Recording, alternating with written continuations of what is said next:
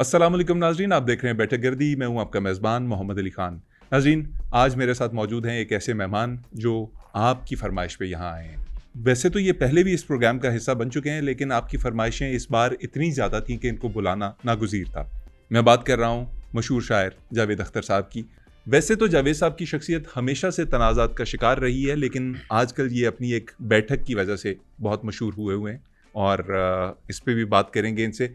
आइए इनको खुशामदीद कहते हैं। जावेद साहब, वेलकम टू द शो। कैसे हैं आप?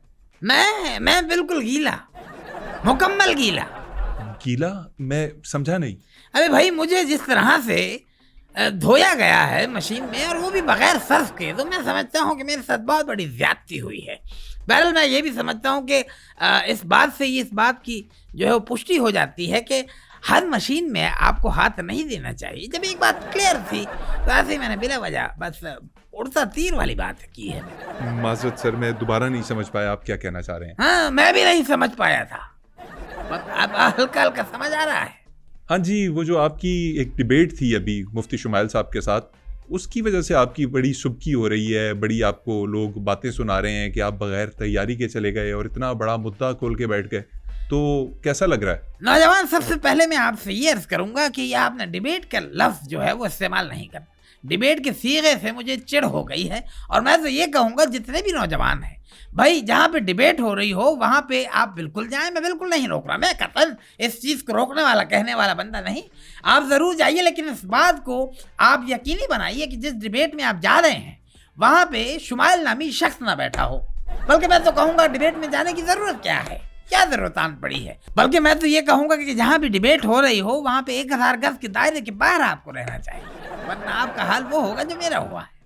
अरे नहीं सर, अच्छी डिबेट करने वाले भी दुनिया में मौजूद हैं। अगर आप तैयारी के बगैर चले गए तो इसमें बाकी लोगों का तो कोई कसूर नहीं है। अच्छा, मुझे ये बताइए, अब आप डिबेट नहीं करेंगे कभी भी? नहीं, ऐसा नहीं, बिल्कुल। मैं तो अभी रिसेंटली डिबेट करके आया हूँ और बहुत अच्छी डिबेट गुजरी है। डिबेट करके आए? हाँ बिल्कुल। ये मुफ्ती शुमाइल की डिबेट के बाद भी आपने कोई डिबेट नहीं, की? उसके बाद तो मैंने 10 डिबेट्स कर दी हैं। जिसमें मेरी सबसे बेस्ट डिबेट थी वो बिरयानी के हवाले से थी, उसमें आलू के होने के हवाले से। अच्छा, आपने बिरयानी के ऊपर डिबेट की है? हाँ।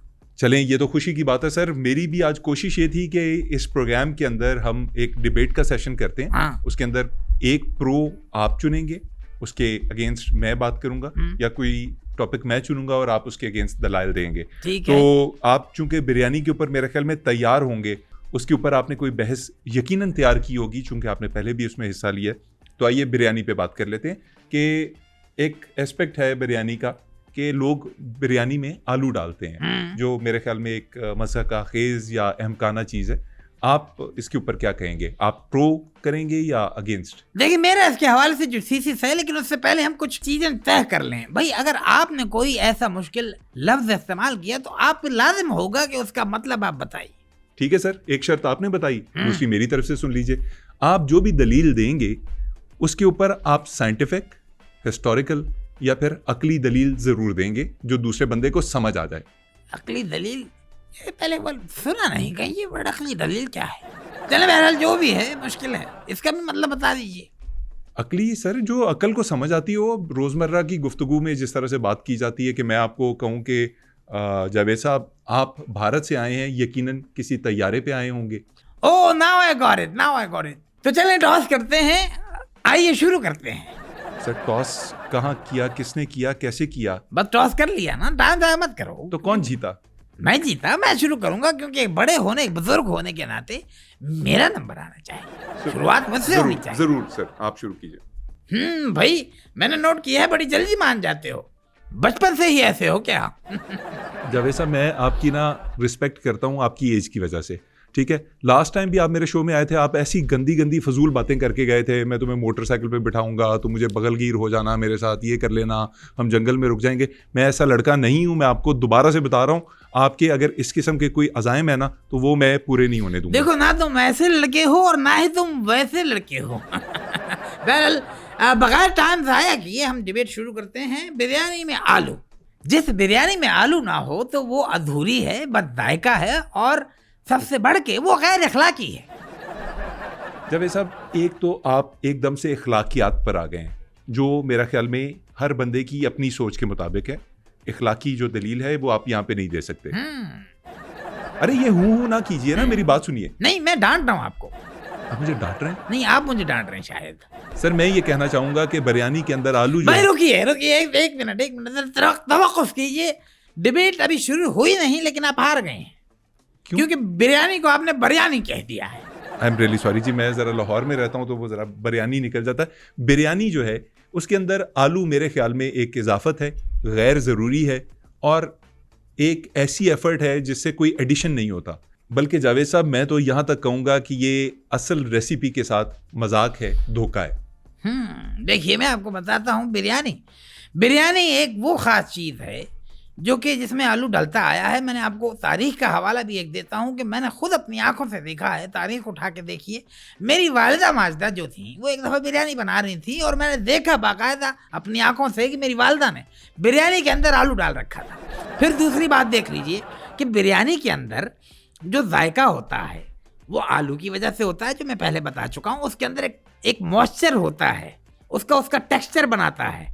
बिरयानियाँ उठा के देख लीजिए, हिस्ट्री उठा के देखिए कि हैदराबादी बिरयानी, बम्बई बिरयानी और दक्कनी बिरयानी, बांग्लादेशी बिरयानी, ये वो बिरयानियाँ हैं जिन सब के अंदर आलू डलता है। देखिए जावेद साहब, आप ये देखने वालों के साथ ना ज्यादती कर रहे हैं। कहाँ ज्यादती की मैंने सीधा बताया है। मेरे कहने का मतलब है कि आपने मॉइस्चर यूज किया, टेक्सचर यूज किया, दो अल्फाज से। उनके मतलब भी लोगों को बताइए ना। मतलब एड रहने नहीं।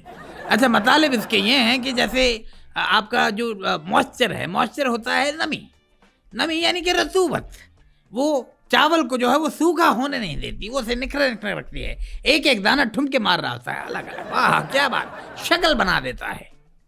और यकीन जानिए जो आलू चावलों की तह में छुपा होता है, दबा होता है, वो आलू नहीं होता, वो एक किस्म का खजाना होता है, जायकों का खजाना। एक असल बिरयानी की शक्ल होती है, उसका एक अरोमा होता है, उसका एक ऑरा होता है। यूं समझ लीजिए कि शाहरुख खान की किसी मूवी में नौरा फतेही का आइटम सॉन्ग होता है, इस तरह का उसका मजा होता है। जावेद साहब, ये अकली दलील नहीं है जो आप दे रहे हैं, ये एक फिक्शन है जो आपने क्रिएट की है कि शाहरुख खान की फिल्म में जैसे नौरा फतेही का गाना होता है वैसे आलू बिरयानी के दरमियान में होता है। तो ये तो फिक्शन हुई ना।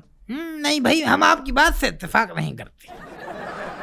जावेद साहब, यहाँ पे मैं अपने पॉइंट्स को इस्तेमाल करते हुए आपको ये कहना चाहूँगा कि बिरयानी जो बरे सगीर के अंदर आई है, ये इजाद है या ये लेकर आए हैं मुग़ल साथ में। मुग़ल बहुत पुराने यहाँ पे मौजूद थे, ठीक है। आलू जावेद साहब, आप मेरे मोहतरम बुजुर्ग हैं, मैं आपको बताता चलूं कि पुर्तगाली अपने साथ लेकर आए थे जो 16वीं सदी में यहाँ पे आए थे। ये 16वीं क्या होता है? 16वीं होता है कम वक्त। चलें सर, माफ कर दें, इस बात के ऊपर आप बात ही पकड़ लेते हैं। तो फिर ये बताइए कि ये पुर्तगीज जो आलू लेकर आए हैं बाद में, वो पहले से जो मौजूद मुगल बिरयानी है उसका हिस्सा कैसे हो सकता है? अच्छा, यानी कि अब आप हमें तारीखी हवाले देंगे। तो भाई पुर्तगीज को बिरयानी से निकालिए ना, आलू को तो रहने दीजिए। उसकी वजह से ही तो जायके हैं, उसकी वजह से ही तो बहारें हैं, उसकी वजह से ही तो उसका निखरापन है, खुशबू है, जायका है। जावेद साहब, आप बहुत ज्यादा ओवर सेंसिटाइज कर रहे हैं इस टॉपिक को। आलू एक इजाफत है, आप ये क्यों नहीं मान लेते? अच्छा, और दूसरा, पिछली तुम्हारी बात में मैं एक बुरी चीज छोड़ गया, वरना मैं तुमसे बड़ा हूं, आके तुम्हें चपत लगाऊंगा एक गाल पे। ये तुमने जो गाली दी है ना मुझे, ये इससे इज्तनाब करो। सर, मैंने आपको कौन सी गाली निकाली ये है? गाली, पुर्तगाली, क्या क्या कहा आप? सर, पुर्तगाली मतलब पुर्तगीज, जो पोर्टुगीज हैं, पुर्तगाल के रहने वाले जब हिंदुस्तान में आए थे, हम अपनी जुबान में उन्हें पुर्तगाली कहते हैं ना। अच्छा भाई, तुमने मुझे समझा क्या है? मैंने सर आपको एक अदीब समझा है, मैंने आपको एक शायर समझा है, एक पढ़ा लिखा इंसान समझा है। भाई मैं बहुत बड़ा अक्ल फहम वाला इंसान हूँ। जो सवाल पूछना है सोच समझ के पूछिए। आपके सामने कोई मोहल्ले का बाबा नहीं बैठा हुआ। और एक बात याद रखिए, लखनवी क्या कहते थे बिरयानी के हवाले से? वो कहते थे कि नवाबों की बिरयानी में आलू था और रहेगा। असील यानी कि असली लखनवी बिरयानी। नवाबों ने बिरयानी के अंदर आलू नहीं डलवाए, ये गरीबों की इजाद है। वो लोग जो कम हैसियत के थे, जिन्हें अपनी बिरयानी का वजन बढ़ाना था, जो गोश्त अफोर्ड नहीं कर सकते थे, वो आलू डाल के बनाते थे। हाँ, अब ताने दो गरीबों को। भाई ये जो आपके जो रौसा होते थे, रौसा कहते हैं ना, रौसा जरा एक्सप्लेन कर देना। रौसा मतलब नहीं आ रहा, मैं क्या करूं?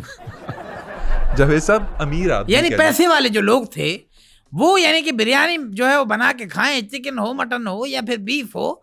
यानी गरीब ने अगर बिरयानी आलू डाल के खा ली तो आपके पेट में मरोड़ लग गए। भाई हम आवामी आदमी हैं, बिरयानी में आलू जचता है, बिरयानी में आलू अच्छा लगता है, और अगर गरीब बिरयानी में आलू डाल रहा है तो आपको क्या तकलीफ है? लेकिन सर मैं ये बात नहीं कह रहा कि नहीं डाले जा सकते आलू, मैं सिर्फ ये कह रहा हूँ कि ये असल रेसिपी के साथ खिलवाड़ होगा। मतलब कल को कोई बिरयानी के अंदर मूली डाल दे, पत्ते डाल दे, मटर डालना शुरू कर दे, तो क्या आप उसके ऊपर नुक्ता एतराज नहीं खड़ा करेंगे? मैं बिल्कुल नहीं करूंगा। मूली वाली बिरयानी कहेंगे हम उसको मटर वाली बिरयानी कहेंगे, हम उसे दूसरा नाम दे देंगे। अलकाबाद की जो है वो थोड़ी है। और एक बात याद रखना मोहम्मद अली खान, कि आलू के बगैर जो बिरयानी है वो अशराफिया की चीज बन जाती है। ये मोहम्मद नहीं, अगर अशराफिया बिरयानी के अंदर दूसरी चीजें डाल रही है तो गरीब का हक है, अगर उसने आलू डाल दिया तो क्या जा रहा है? मेरी नजर में अगर आप पूछते हैं मुझसे, बिरयानी एक डेमोक्रेट डिश है। डेमोक्रेट डिश, इससे क्या मुराद है आपकी? भाई डेमोक्रेट का मतलब ये है कि जमहूरी, यानी ये बिरयानी सबके लिए है। जावेद साहब आगे बढ़ता हूँ ना, मेरे करीब मत आना, मैं वैसा लड़का नहीं हूँ, प्लीज दूर रहो। जावेद साहब आप 70 साल बूढ़े हैं, ये 16 साल दोशीज़ा वाली हरकतें ना किया करें यहाँ बैठ के। मेरी बात सुनिए, अब मैं आपको जायके के ऊपर थोड़ी सी दलीलें देने की कोशिश करता हूँ। और मेरी दलील ये है कि आलू जो है, वैसे मैंने नोट किया है तुम बड़े दलील इंसान हो भाई। जायके के ऊपर दलील ये है मेरी कि आलू जो है वो टेस्ट को एब्जॉर्ब कर लेता है। गोश्त का जायका हो, चावलों का जायका हो, मिसालों का जायका हो, वो बीच में आकर सारी चीज़ों को दबा देता है और असल जायका बिरयानी का निकल नहीं पाता। बेसिकली इन शॉर्ट कहूँ तो आलू एक फिलर है, उस फिलर को फिलर से ज़्यादा की कोई हैसियत नहीं मिलनी चाहिए। अच्छा एक मिनट, अब आपने यहाँ पे एक मुश्किल जुमला इस्तेमाल किया और सी का मतलब बताइए, ये फिल्टर क्या होता है? जब वैसे आप ड्रामेबाजी ना कीजिए, आप चुनने का के नहीं है कि आपको पता ना हो कि फिलर क्या होता है। नहीं यकीन जानिए मुझे नहीं पता फिलर का मतलब क्या है। मैं तो बहुत सादा इंसान मैं आपको बताता हूं, मैं तो इतना सादा इंसान हूँ कि मैं तो उल्टी भी सीधी करता हूँ। जावेद साहब फिलर का फिर मतलब बता देता हूँ। फिलर वो होता है जो आप उस डिबेट के अंदर थे जो मुफ्ती साहब के साथ हुई। तो जावेद साहब मेरे इस सवाल का जवाब आप पे देना लाजिम है कि आलू फिलर नहीं है। मैं ये कह रहा हूँ कि आलू सिर्फ एक फिलर है, वो बाकी चीजों का जायका खराब करता है। ठीक है, इसका जवाब दीजिए। हाय आलू को बिरयानी पे बोझ कह दिया। भाई आलू तो बिरयानी का दिल है, उसकी रूह है, उसकी खुशबू है। भाई मैं तो आलू के बगैर बिरयानी नहीं खाऊंगा, आलू होगा तो मैं खाऊंगा, और मैं भी तुमसे मंगवाऊंगा, और वो भी आलू वाली बिरयानी। इसके बाद मैं तुमसे कोई बहस नहीं करूंगा। मतलब जावेद साहब ये बहस यहाँ पे खत्म? नहीं खत्म नहीं है, इसके बाद आप कुछ और भी पूछिए। अच्छा जावेद साहब, जितनी देर मैं आपके लिए बिरयानी ऑर्डर करता हूँ और बिरयानी आती है, उतनी देर एक सवाल पूछ लेता हूँ। हाँ जरूर पूछिए। एक बहुत बड़ी डिबेट है पाकिस्तान के अंदर कि कराची की बिरयानी या लाहौर की, आपके लिए कौन सी मंगवाई जाए? भाई देखिए मेरे लिए अगर मंगवाते हैं बिरयानी, ना लाहौर की ना कराची की, बिरयानी है तो मुफ्त की बिरयानी। ओए ये बिला वजह लोग इस डिबेट में पड़े हुए हैं। भाई जहाँ मुफ्त मिले वो बिरयानी मजे की होती है। बल्कि मैं तो कई बार मुफ्त की बिरयानी खाते हुए रंगे हाथ पकड़ा भी गया। कैसे पकड़ेगे? भाई मैं एक शादी में चला गया, वहां बिरयानी मैंने सही सूती, सही मंड की बिरयानी खाई। तो बिरयानी नोश फरमाते हुए एक शख्स मेरी तरफ आया और उसने पूछा कि सर आप किसकी तरफ से हैं? मैंने कहा मैं लड़की वालों की तरफ से। उसने रख के गुद्दी पे चपेट लगाई और कहा कि ये तो खतना की रस्म है। जावेद साहब चलिए अब इस बहस का दूसरा राउंड स्टार्ट करते हैं, जिसके अंदर एक नई बहस हमारे सामने होगी। हाय क्या याद दिला दिया तुमने। राउंड्स, भाई राउंड तो हम करते थे एक जमाने में। मतलब हमारी रेस होती थी, राउंड 1, राउंड 2, राउंड 3। मैं और सलीम जावेद जो है, सलीम बल्कि सलीम है नहीं, जावेद तो मैं हूँ। सलीम और मेरे अंदर जो है, सलीम और मुझ में जो है मुकाबला रहता था लिखाई का। राउंड 1 लिखाई, राउंड 2, राउंड 3। बहरहाल पूछिए, राउंड शुरू कीजिए। लेकिन एक बात का ख्याल रखिएगा कि कोई भी मुश्किल लफ्ज आप उससे इज्तनाब कीजिएगा प्लीज। और अगर मुश्किल है तो उसका मुझे माने भी बताइएगा। जावेद साहब अगर आपका हो गया हो तो मैं आपको बता देता हूँ। नहीं मैंने कुछ नहीं किया। हो गया क्या मतलब? तमीज नहीं है बात करने की। किसी बुजुर्ग से कैसे बात करते हैं, तमीज नहीं सीखी है तुमने? कौन से स्कूल से पढ़े हो? मेरे बुजुर्ग जावेद साहब, मैं आपसे अर्ज करना चाह रहा हूँ कि दूसरे राउंड के अंदर अब बहस होगी इस चीज़ के ऊपर कि खातून या बेगम के लिए सूट खरीदा जाए गिफ्ट के तौर पर या उसे उसके पैसे थमा दिए जाएं कि वो अपनी मर्जी से सूट खरीदे। अगर आप अपनी बेगम के लिए खरीदेंगे तो सूट खरीदेंगे या उनको पैसे देंगे? मैं अपनी बीवी को अगर नया ड्रेस देना चाहूँगा तो क्या मैं उसे पैसे दूंगा या वो ड्रेस खरीद के दूंगा? तो इसके ऊपर बहस करते हैं। आप साइड चुनना चाहेंगे कोई? हाँ, आप क्या करेंगे? जावेद साहब, मेरे से अगर आप पूछें तो मैं तो इसके हक में दलाइल दूंगा कि सूट नहीं खरीदना चाहिए बल्कि उसके पैसे थमा देने चाहिए बेगम के हाथ में। भाई मैं तो अपनी बेगम के लिए ये करूंगा कि मैं बाजार जाऊंगा बगैर उसके इल्म में लाए हुए, मैं सूट खरीदूंगा एक प्यारा सा चमचमाता हुआ नए डिजाइन का, और जब पैक होके वो उसको घर में जाके गिफ्ट दूंगा, वो जब उसको खोलेगी तो एक मुसर्रत से वो जो है वो चेहरा उसका भर जाएगा, मुस्कुराएगी और मुझे गले लगाएगी कि सूट इतना मजेदार होगा। जावेद साहब, आपने ये एक सिचुएशन बयान की है, इसके अंदर कोई भी दलील नहीं है। मैं आपको अब दलील देता हूँ इसके खिलाफ। मैंने अपनी बेगम को अगर सूट ला के दिया तो उसके नुकसानात क्या हो सकते हैं? क्या नुकसान ये हो सकता है कि हो सकता है उसको कलर पसंद ना आए, उसको डिज़ाइन पसंद ना आए, उसको साइज पूरा ना आए, ठीक है। फिर अगर उसको कलर पसंद आ जाए तो वो कहे कि अरे आपको ये कितने का पड़ा, ये कितने का खरीदा, तो इस तरह की महंगा ले लिया, बड़ा सस्ता ले लिया, इस तरह के सवाल। मैंने तो वो सोचा हुआ था, आपने ये लेके दे दिया। तो इस किस्म की जो बहस है उससे बचने के लिए ज्यादा अच्छा एक मिनट, एक लफ्ज आपने यूज किया यहाँ पे, इस्तेमाल किया एक सीगा, बहुत मुश्किल है ये बहस का क्या मायने है? जब ऐसा मेरे से ना कुछ सुन लेंगे, ये बहस ही हो रही है इतनी देर से। अच्छा जो अभी हम दोनों कर रहे हैं ये बहसिया है? सर ये मुबाहिसा है। अच्छा मुबाहिसा है, ओके गॉट इट। तो जावेद साहब, आप मेरी दलील समझ रहे हैं कि बेगमात जो हैं बहुत सिलेक्टिव होती हैं, यानी मेटाफोरिकली होती है। मेटाफोरिकली यहाँ से कहाँ फिट कर रहे हैं आप? मेरी बात तो सुन लीजिए, मेरी बात कंप्लीट तो होने दीजिए। अच्छा एक बात बताइए कि हम दोनों में से कंटेंजेंट कौन है, आप है या मैं हूँ? सर ये कंटिंजेंट वर्ड इधर ना बोलिए, उस बहस में आपकी बहुत खिल्ली उड़ी है इसकी वजह से। और यकीन मानिए कि ये प्रोग्राम जो है ना, इसकी भी कंटिंजेंसी तैयार की होगी चैनल वालों ने, तो आप इस प्रोग्राम को तबाह ना कीजिए कि कहीं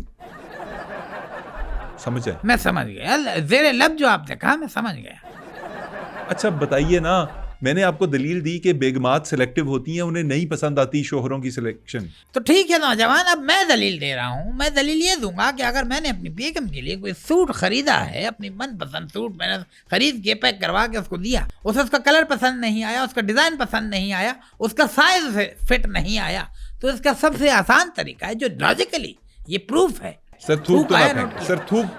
इस पे एक बड़ी मजेदार बात मैंने तैयार की है कि एब्राकडाब्रा लाने वाले तेरे पर ग्रीगली छू अख थू। अच्छा अब बात यहाँ पे ये आ रही है कि अगर आपने सूट जो बेगम को दिया है वो उसे पसंद नहीं आ रहा, साइज फिट नहीं हो रहा, तो इसका हल है आसान सा। जी जी फरमाइए, क्या हल है उसका? वो मैं खुद पहन लेता हूँ, ये भी तो बेगम का पहना हुआ है, इसमें तो सांप भी मर गया और लाठी भी नहीं टूटी। आपने अपनी बेगम का सूट पहना हुआ है? हाँ, और यकीन जानिए इसके फायदे भी बहुत हैं। ये मैं पहन के जब जाता हूँ तो रात 8 बजे के बाद दिहाड़ी भी लग जाती है। जावेद साहब ये क्या बोल रहे हैं आप? क्या करते क्या हैं? भाई मैं पॉपकॉर्न की रेडी लगाता हूँ ना रात 8 बजे के बाद। तो उसके लिए खातून का सूट पहनना क्यों जरूरी है? भाई दरअसल इस सूट में मैं दूर से ही बेवा बेवा लगता हूँ। आप इस वक्त सिर्फ बेवकूफ लग रहे हैं। अच्छा यानी हम बेवकूफ लग रहे हैं। चलिए मेरी बारी है, मैं दलील देता हूँ। मेरा ये ख्याल है कि अगर आप बेगम को पैसे थमा देंगे सूट के, तो वो खुद जाएगी दुकान पर जाके, या कपड़ा सेलेक्ट करेगी या सिला सिलाया सूट सेलेक्ट करेगी, उसे ट्राई देगी, पहनेगी, उसे पसंद आएगा तो ले आएगी। अगर आप उसे खुद से कोई सूट लाकर दे देंगे तो वो किसी एक त्यौहार पर उसे सिर्फ आपकी खुशी के लिए पहन लेगी, उसके बाद वो सारी ज़िंदगी अलमारी में पड़ा रहेगा और फिर किसी काम वाली के हाथे चढ़ जाएगा या फिर किसी और रिश्तेदार के। तो मेरा ये पॉइंट है कि पैसा जो है वो औरत को कॉन्फिडेंस देता है कि उसका शौहर उस पर ट्रस्ट करता है कि वो अपनी मर्जी की सिलेक्शन करे, जबकि अगर आप उसके ऊपर अपनी मर्जी थोपेंगे तो फिर वो एक और तरह का मामला हो जाएगा। भाई देखिए मेरी तरफ से तो कॉन्फिडेंस गया है भाड़ में। भाई जो आप खुद लेने जाते हो सूट और जो ट्राई रूम में आप जो ट्राई करते हो, यकीन जाने 10 कपड़े पहन के ट्राई करता हूँ, बड़ा अच्छा फील होता है। ये तुम भी ट्राई करो। जब औरतें बीच बीच में आके नॉक करती हैं कि भाई निकले बाहर, तो मैं अंदर से कहता हूँ हाँ अभी आई, बस आखिरी सूट चेक कर रही हूँ। इतना मजा आता है तुम्हें पता ही नहीं है। सर मैं औरतों के कपड़े क्यों ट्राई करूं? मैं अपनी बेगम के लिए सूट लेने गया हूं। आपको ट्राई करना चाहिए क्योंकि आपके कद की औरतें भी हैं मुआशरे में, दुनिया में जी रही हैं। जावेद साहब बहस किसी और तरफ निकल रही है। मैं औरतों के सूट क्यों ट्राई करूं? मैं मर्द हूं, मैं औरतों का सूट क्यों पहनूंगा? आप पहनते हैं वो आपका मसला है, मैं क्यों पहनूं? हाँ, यही तो मसला है आपकी सोसाइटी का। एक तरफ तो आप कहते हैं कि औरत को शाना बशाना मर्द के साथ जो है वो खड़ा होना चाहिए, चलना चाहिए। आप ये देखिए कि औरत आपके कपड़े पहनती है, पैंट पहनती है, शर्ट पहनती है, टी शर्ट्स पहनती है, ट्राउजर्स पहनती है, कैप पहनती है। इसी तरह आपको भी औरतों के कपड़े ट्राई करने चाहिए। आप किसी दिन साड़ी पहन के ऑफिस चले जाइए, आप देखिएगा कि आपको कितने सर घूम के दांत देंगे, आपको ऐसी नजरों से देखेंगे, आपको शर्म आना शुरू होगी। मैं साड़ी पहनूं? हाँ, और यकीन जानिए वो आपकी पहली और आखिरी साड़ी होगी जो आप अपने पैसे से खरीदेंगे। बाद में तो आपको ऐसे ऐसे गिफ्ट आएंगे, आपको आपकी सोच है, लोग खुद गिफ्ट करेंगे। जावेद साहब, मेरे ख्याल में ये बहस बिल्कुल गलत साइड पे जा रही है, इसको यहीं ख़त्म करते हैं। आपने ख़वातीन के कपड़े पहनिए, मेरे ऊपर ये लागू ना कीजिए कि मैं वो कपड़े पहनूं और मैं लोगों से गिफ्ट लूं। आई एम सॉरी, मैं ये नहीं कर सकता। भाई मुझे लगता है नौजवान, आज की डिबेट आप मुझसे हार गए हैं।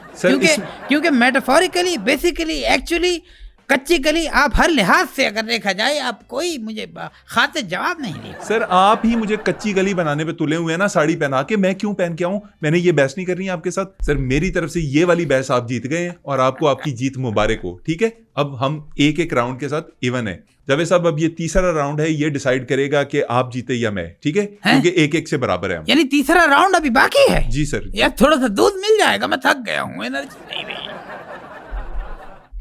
जावेद साहब, ये इल्म की बात है, अक्ल की बात है, इसके अंदर प्लीज ये दूध वूध को ना लाइए। अच्छा, अब जो सवाल ज़ेरे गौर है वो ये है, बड़ा पुराना सवाल है, उसके ऊपर मैं चाहूंगा कि आपसे डिबेट की जाए कि अंडा पहले आया या मुर्गी? ठीक है, आप क्या चुनना पसंद करेंगे? भाई मैं ये कहूंगा कि सबसे पहले लॉजिकली अगर देखा जाए तो मुर्गी आई है, अंडा बाद में आया है। दलील दीजिए। भाई दलील ये है कि लेट सपोज आप एक गली में जा रहे हैं, गुजर रहे हैं वहां से, वहां पे आपको एक अंडा पड़ा हुआ मिला है। अब आप उसे देख के यही सोचेंगे कि भाई ये अंडा मुर्गी ने दिया है, या किसी बंदे के शापर में से ये निकल के इधर यहाँ पे आ गया है, दिया मुर्गी नहीं है। सवाल आपका ध्यान वही जाएगा कि अंडा तो है लेकिन दिया किसने है? मुर्गी ने है। यार वैसे लॉजिकल बात है यार। Shumail, thank you so much, ये बड़ी अच्छी चीज़ है। तो लॉजिकली मेरे हिसाब से पहले मुर्गी आई, उसके बाद अंडा आया।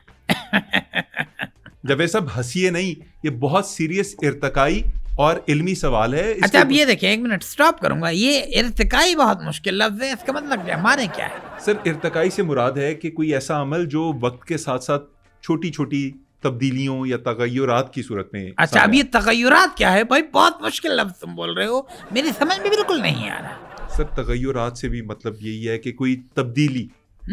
अच्छा, तब्दीली, यानी कि आप पीटीआई की बात कर रहे हैं। सर, क्यों पॉडकास्ट बंद करवाएंगे हमारा? प्लीज यहाँ पे सियासी बातें ना कीजिए। नहीं, मैंने सियासी बात तो की नहीं, मैंने आपको सिंपल कहा कि सबसे पहले मुर्गी आई, उसके बाद अंडा आया है। चलिए सर, अब मैं अपनी दलील देता हूं। हाँ जरूर, आप दलील दीजिए, मेरी तरफ से आप कुछ भी दीजिए। सर, मेरे नज़दीक एक ऐसा जानवर तारीख में करोड़ों साल पहले जिसने मुर्गी जैसी शक्ल अपना ली थी, प्रोटो चिकन कह सकते हैं आप। प्रोटो चिकन से मुराद जो चिकन नहीं था लेकिन चिकन बनने के करीब था, उसने अंडा दिया और उस अंडे के नतीजे में जो चीज़ निकली वो इर्तकाई तब्दीलियों की सूरत में हमारी मौजूदा मुर्गी जैसी थी। तो ये सिलसिला अंडे से स्टार्ट हुआ है, मुर्गी से नहीं। जो पहले जानवर था वो कुछ और था, वो मुर्गी नहीं थी। तो टेक्निकली अंडा पहले आया है, मुर्गी बाद में। ये तुम क्या कह रहे हो? किस किस्म की बातें कर रहे हो? यानी प्रोटो चिकन यानी कि मुर्गी का भूत? सर, प्रोटो चिकन से मुराद आप ये ले सकते हैं जैसे एक ऐसा जानवर जो आधी मुर्गी था और आधा कुछ और है? या आप कह लें कि वो मुर्गी बनने ही वाला था या अभी मुर्गी बना नहीं था। ये क्या किस किस्म की बातें कर रहे हो? यानी कि आधी मुर्गी अंडा कैसे दे सकती है? आधा अंडा, आधा मतलब वो कैसे रोक सकती है? मैं इलॉजिकल बात है, यानी कैसे दे सकती है? आधा अंडा रोक के कैसे रखेगी? यानी आधा अंडा दिया है, आधा अंडा जो है वो गायब है। मेरी समझ से बाहर है, ये मुझे समझ में नहीं आ रहा। सर, कहना क्या चाहते हो? सर, मैं इर्तका की बात कर रहा हूँ। एक ऐसा जानवर जो अभी मुर्गी नहीं था, उसने वो अंडा दिया होगा ना। मतलब सर, आसान अल्फाज में समझाता हूँ। देखिए, एक बतख है, बतख का अंडा भी मुर्गी जैसा होता है, थोड़ा बड़ा होता है। तो ये समझिए कि एक ऐसा जानवर था जो मुर्गी जैसा दिखता था मगर मुर्गी नहीं था, डोमेस्टिक हेन नहीं था। उस जानवर ने वो अंडा दिया और उसके अंदर से एक ऐसा चूजा निकला जो हमारी मौजूदा मुर्गी जैसा था। खत्म। समझ नहीं आ रही। सर अब मैं आपको इर्तका कैसे समझाऊं? बेसिकली कुछ जानवर होते हैं जो वक्त के साथ साथ शक्लें बदलते हैं, जैसे जराफे के बारे में। यानी आप मुझे देख के क्या कह सकते हैं कि मैं कैसा था पहले? मैं क्या हूँ? मैं कौन सी स्पीशी का हूँ? सर मुझे नहीं पता आप किस प्रजाति से ताल्लुक़ रखते हैं, लेकिन फिलहाल मैं आपको सिर्फ ये एग्जांपल दे सकता हूँ कि जैसे डार्विन कहता था कि एक एवोल्यूशन की थ्योरी होती है जिसके अंदर होता यह है कि जो बेस्ट सिलेक्शन होती है वो सरवाइव कर जाती है। वो जानवर जो उस अंडे के माँ बाप थे वो सरवाइव नहीं कर सके, और उसके बाद वो अंडे से जो जानवर निकला वो हमारे मौजूदा चिकन जैसा था, और उसके बाद वो आगे चलता रहा। अच्छा, अंडा जानवर नहीं, वो तो एक परिंदा है। जानवर क्यों कह रहे हैं? सर परिंदे भी तो जानवर होते हैं। कैसे? प्रूफ कीजिए, मुझे दलील से कायल करने की कोशिश कीजिए। सर क्यों कायल करूं मैं आपको? मैं लोगों के लिए दलाइल दे रहा हूं, आप जो समझने वाले हैं वो समझ रहे हैं। अब देखिए ना, वो जैसे जराफों के बारे में कहा जाता है कि उनकी गर्दनें हमेशा से लंबी नहीं थी, वो पत्ते खाने के चक्कर में लंबी करते गए। इसी तरह कछुओं ने अपनी शक्लें बदल ली, इसी तरह और जानवर बदल गए। तो मैं ये कहना चाह रहा हूं कि जो अंडा है उसके नतीजे में बनने वाली जो मुर्गी है वो मुर्गी मुख्तलिफ थी अपने आबा से। बस इतनी सी बात है। अब ये एक और मुश्किल लफ्ज़ आपने इस्तेमाल किया, अपने आबा से। आबा क्या है? सर अम्मी अब्बू। अच्छा, अम्मी अब्बू। दादा दादी। मेरे भी आबा रहे होंगे। जी जी, आपके भी आबा थे। अच्छा, वैसे नोट किया है जितनी भी तुम बातें कर रहे हो जिनका कोई सर पैर नहीं है, लेट सपोज उसने अगर अंडा दिया था उस मुर्गी नुमा एक जानवर ने, और उसके अंदर जो बच्चा था वो उससे मिलता जुलता नहीं था, तो वो उस अंडे के ऊपर बैठी क्यों? क्योंकि उस दौर में इंक्यूबेटर तो होंगे नहीं, तो फिर क्यों किया? चलो उसमें डाल दो, इंक्यूबेटर भी डाल दो, अपनी तरफ से दो इंक्यूबेटर डाल दो। सर आगे बात कीजिए ना। अब जैसे मेरा बेटा है फरहान, अब फरहान की आवाज़ मेरे जैसी है। फरहान की आवाज़ अगर मेरी जैसी ना होती, यानी अदनान समी की तरह वो बोलता या गाता, मैं तो उसे फौरन आग कर देता, क्योंकि मुझे पल में पता चल जाता कि ये मुझसे है नहीं, ये मेरी स्पीशी का है ही नहीं। सर मैं क्या बहस कर रहा हूँ आपके साथ? मैं सिर्फ ये साबित करना चाह रहा हूँ कि अंडा जो है एक सिंगल सेल है। बेसिकली सिंगल सेल पहले एग्जिस्ट करना आसान है बजाय सेल होता है। अब सबसे बड़ी बात ये देखिए, अब आपको आपकी दलील में ही मैं गिराने वाला हूँ। अंडा कभी भी सेल नहीं होता, सेल हमेशा घड़ी का होता है, अंडे का नहीं होता। वैसे मैं ऐसे लग रहा है जैसे दीवार के साथ अपना सर पटक रहा हूँ। मतलब मैं आपको जो बात कर रहा हूँ आप गलत समझ रहे। सेल घड़ी वाला नहीं कह रहा सर, जो बायोलॉजी के अंदर सेल्स होते हैं, जो बॉटनी में सेल्स होते हैं, ये तो खैर बायोलॉजी की बात हो रही है कि एक जानवर जो है वो एक सेल से क्रिएट होता है, उसके बाद वो जाइगोट बनता है, फिर और चीज़ें बनती हैं। तो ये उसकी बात कर रहा था। लेकिन छोड़े सर, मेरे ख्याल में मजीद बहस करनी, आपके साथ डिबेट करनी ना, उसका कोई फायदा नहीं है। तो अब इसका नतीजा निकालिए, जीता कौन? सर जीता मैं क्या आप? सर मेरे ख्याल से इसका फैसला हम खुद नहीं करते, हम ये देखने वालों पे छोड़ देते हैं कि ये बताइए कि डिबेट में जो लॉजिकल बात है, जो सीधी बातें हैं, वो किसने कही हैं। डिबेट जीता कौन है असल में? मैं जीता हूँ या मोहम्मद अली खान जीता है? तो कमेंट करके ज़रूर बताइए, और ये एपिसोड फुल देखिए, शेयर भी कीजिए, और प्लीज़ नीचे कमेंट्स में शुमाइल नाम आपने नहीं लिखना, वरना मेरा जो है वो मामला आजकल वैसे भी ख़राब है। इस डिबेट के बाद मेरा तो शुमाइल और जुनूब और मशरक़ और मगरिब भी ख़राब हो चुका है। तो अपना बहुत सारा ख्याल रखिएगा। अल्लाह पाक आप सबको अपने हिफ्ज़-ए-मान में रखे। अल्लाह हाफ़िज़, अपना ख्याल रखिए। अस्सलाम वालेकुम वरहमतुल्लाहि वबरकातुहू। जी हो गया शो। लो भाई, तुम्हारे शो की मैंने एंडिंग कर दी है। ये बताओ नौजवान, ये माइक किसका है? किसका माइक है ये? सर ये इदारे का माइक है। क्या मैं ये चोरी कर सकता हूँ? कैसी बातें कर रहे हैं सर? दरअसल मुझे इसका ये हिस्सा अपने घुटने जैसा लग रहा है। सर अल्लाह ने जो 2 घुटने दिए ना, उनसे काम चलाइए। ये हमारा माइक है, 2 ही माइक है हमारे पास, प्लीज इनके साथ बस अल्लाह से ये दुआ है कि अल्लाह मुझे अकल दे दे। आमीन आमीन सुन आमीन।